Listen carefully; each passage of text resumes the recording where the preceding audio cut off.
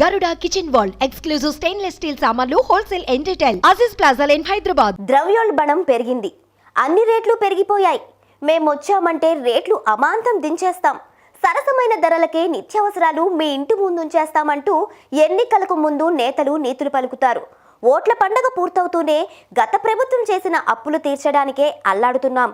కాస్తాగండి, రేట్లు తగ్గిస్తామంటూ సతాయిస్తారు. అలా చూస్తూనే 5 ఏళ్లు పూర్తయ్యాయి. కొత్త నేతలు, కొత్త వాగ్దానాలు, ఆ తర్వాత వాగ్దాన భంగాలు. ఈ పరిస్థితిని చూసి విసిగెత్తిన వారిలో ఎక్కువ మంది వీళ్ళింతే మారరు అంటూ సర్దుకుపోతారు. కానీ కొందరు మాత్రం తమ క్రియేటివిటీతో సమస్యలన్నీ ఎండగడతారు. అలాంటి ప్రయత్నమే చేశాడు ఓ యంగ్ బాయ్.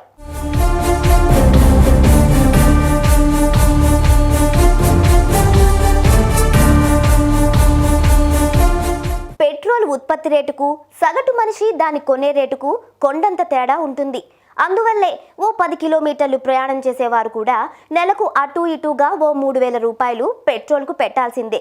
ఈ పరిస్థితి పట్ల అసహనంతో ఉన్న ఓ కుర్రాడు ఆఫీస్కు వెళ్లే ముందు తన రెగ్యులర్గా వాడే మోటార్ బైక్ను మూలపెట్టాడు.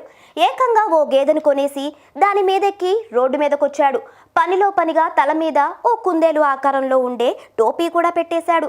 ఓ వింత ఆకారంతో నగర వీధుల్లో గేదె మీదెక్కి రాజకుమారుడిలాగా ప్రయాణిస్తున్న ఇతడిని చూసి ఆశ్చర్యపోని వారు లేరు.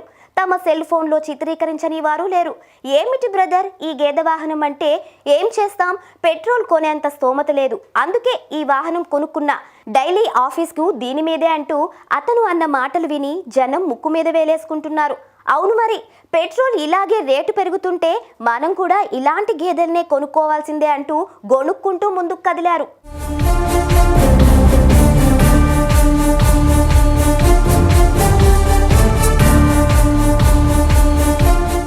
అటు ఇన్ని సెల్ ఫోన్లు ఆ దృశ్యం చిత్రీకరించాక, ఇంత పిక్చరైజేషన్ జరిగాక ఆ వీడియోలు సెల్ ఫోన్లో ఎలా ఉంటాయి? ఎంచక్కా సోషల్ మీడియాలోకి ఎక్కాయి. పాలకులకు జనం మూడు ఏమిటో చక్కగా విప్పి చెప్పాయి.